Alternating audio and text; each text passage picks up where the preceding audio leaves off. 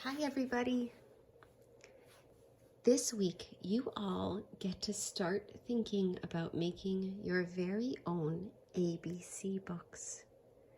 And as you think about the alphabet and the letters and the words you want to choose for your book, you might just start to wonder, where did the alphabet actually come from? Think about it. Our letters all have shapes. They have sounds. How did they come to be? And we have just the book for that. It's called Ox, House, Stick, The History of Our Alphabet. It's by Dawn Robb and it's illustrated by Anne Smith. How do people communicate? Human beings have been on this planet for a long time, thousands and thousands of years, in fact. And from the very beginning, people have needed to talk to one another.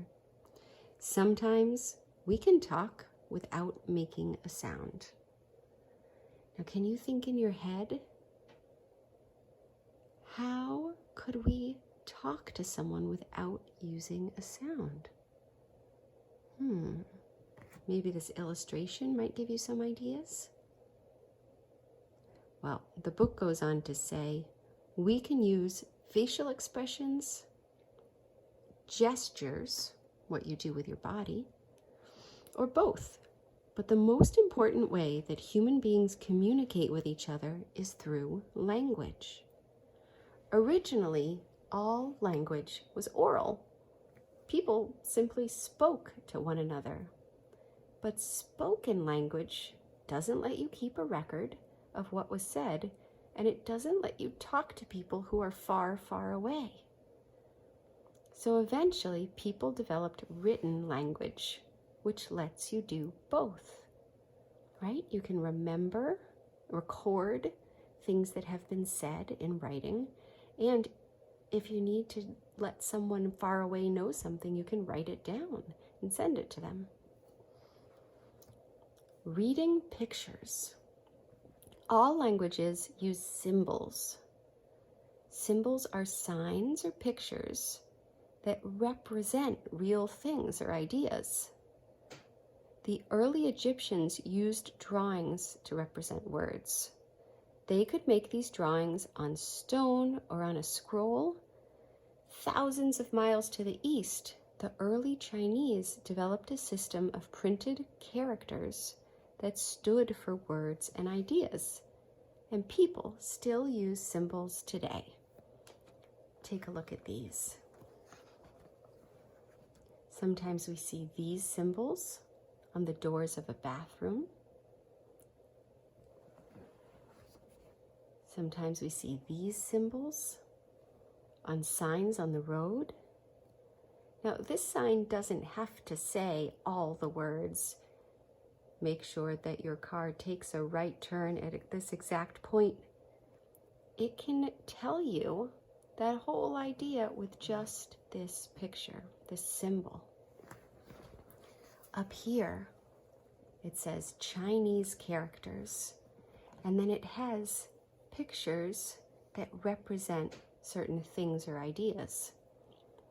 This is the character for dust, even the character for garden at the end.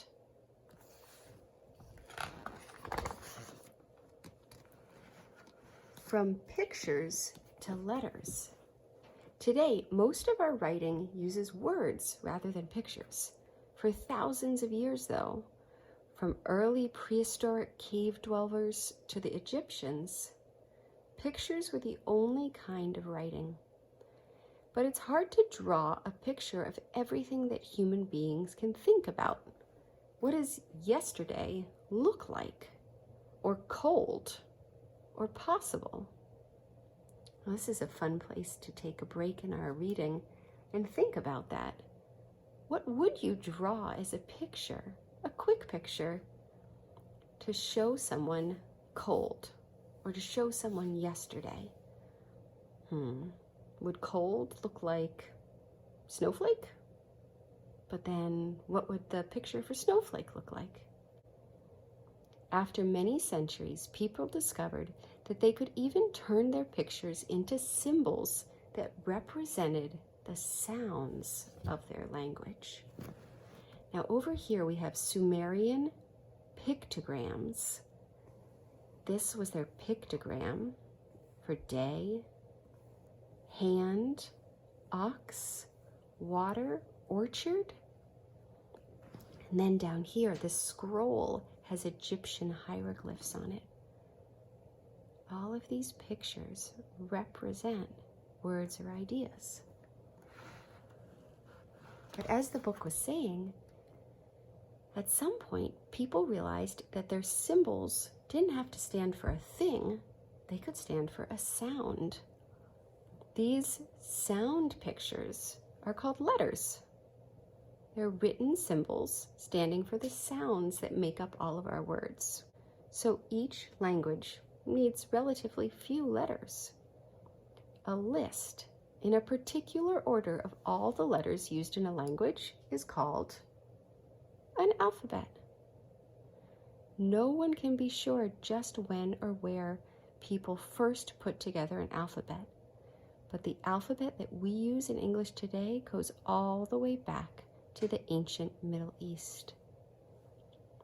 Now, this book goes on to tell the history of each of the 26 letters in our alphabet. It's more than we can share right now, but let's take a look at A. In the ancient Middle East, the ox was an important animal.